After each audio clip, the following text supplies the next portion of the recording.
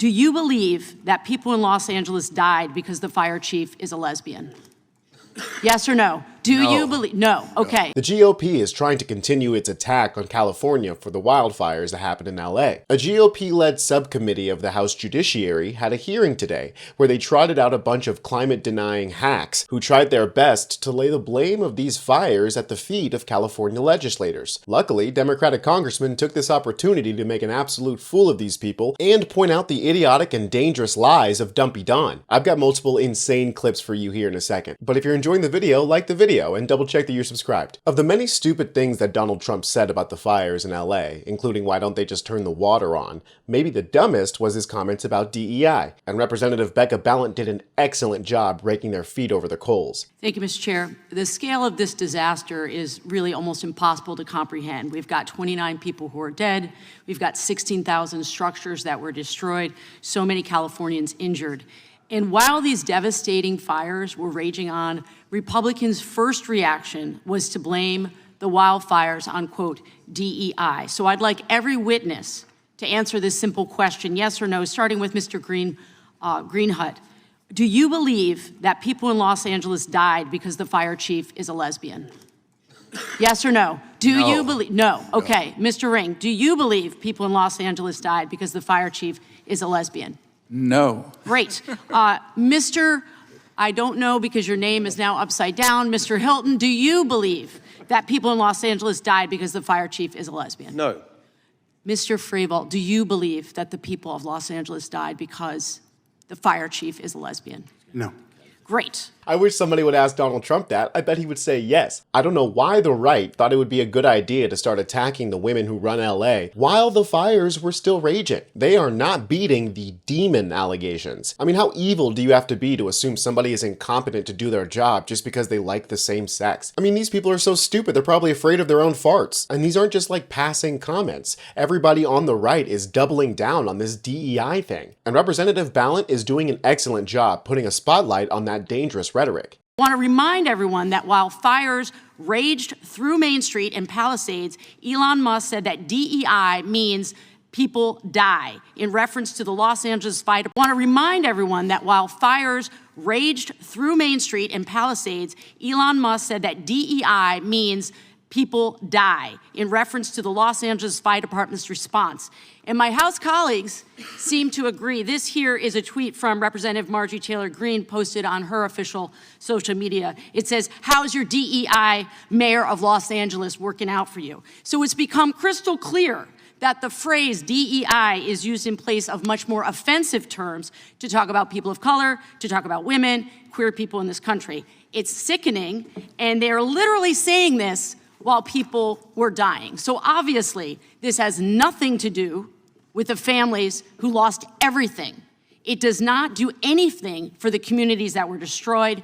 It's an absolutely wrong way to deal when you have a natural disaster. And I know it's important to remind everybody that this is not how we responded to natural disasters just a few years ago. Never have we ever had an administration take advantage of a natural disaster in a state of the opposite party and try to dismantle their state politics, holding natural disaster aid as hostage. Blaming DEI aside, that's just dangerous. And somehow we're also allowing these idiots to pretend like they know anything about fighting fires. Donald Trump sent his cronies into Northern California to open a reservoir and just waste all of this water so he could get a photo op, even though the water that he wasted is hundreds of miles from LA and would have done nothing. Representative Liu did an excellent job pointing this out in this absolute blistering takedown. When you solve for the wrong problem, not only do you not get the solution, you can cause harm.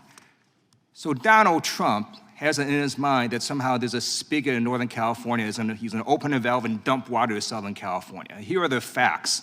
Southern California's reservoirs are at near record levels when this fire happened. Didn't matter because Donald Trump then ordered the Army Corps of Engineers to release over 2 billion gallons of water that almost flooded farmland, if not for the local water districts that pushed back. But guess what? This water was saved for the farmers for the summer season when they needed the water.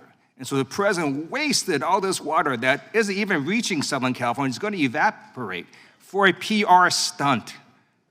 So this was a harmful, ludicrous action to solve for the wrong problem. Mr. Hilton, are you a firefighter? I'm not a firefighter. Mr. but I've Ring, are you a spoken to firefighter? many Mr. Ring, firefighters it's about just a this yes issue. or no question. Mr. Ring, are you a firefighter? No. All right, Mr. Green, are you a firefighter? I'm not a firefighter. The Are you a firefighter? The northern part of my district was evacuated. I've talked to numerous firefighters. I've visited the intensive damage. I've had multiple briefings from firefighters, first responders, and fire chiefs. This is what they told me. The reason these fires in Southern California spread so quickly, caused so much damage, was because of Santa Ana winds that reached unprecedented gusts of 100 miles per hour. Gusts so high that helicopters and the airplanes could not fly.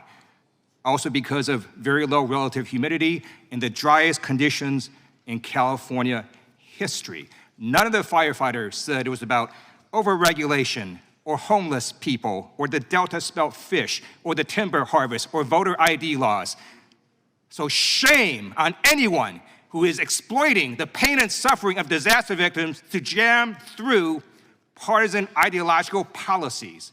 We should get disaster aid to these disaster victims now without conditions, just like we treat every other disaster victim across America. We just gave aid this past December to South Carolina, Florida, Oklahoma. The Democrats say, hey, we want you to do better on climate change policies in your state. No, we just gave that aid because these are Americans who are suffering. So do not exploit them. That's the kind of takedown that I like to see. Call these dangerous losers out for their rhetoric and their actions. This hearing that was held by the subcommittee, well, it was called the California Fires and Consequences of Overregulation. They have the gall to blame the California fires on overregulation. And the experts that they trot out to support their claim? This guy, Steve Greenhut, who works for this organization, the Pacific Research Institute, that does hit pieces on climate change, writing articles such as this. Should climate change be a graduation requirement? Not unless the goal is indoctrination, they argue. Or this one, written by Stephen Greenhut himself, that consumer protection edicts only slow LA recovery. He argues that foreign trusts and large corporations who are sending all of these victims in LA unsolicited offers to buy their property is actually a good thing, and that trying to label these as potential scam is actually damaging to consumer protections because people should be allowed to get scammed out of their property by large corporations. The GOP is once again showing us that it stands for gutless, odorous pigs. These people have no intention to help the people of LA, ignoring the fact that some of the victims of these fires are conservative superstars like Mel Gibson and James Woods. So we have entered a new level of evil. Climate change disaster retaliation is apparently a new tool in the GOP toolbox. Folks, we'll be here to keep you informed on all the insane moves they try to pull next. I'm Tony Hinderman with Really American, and I'll catch you next time.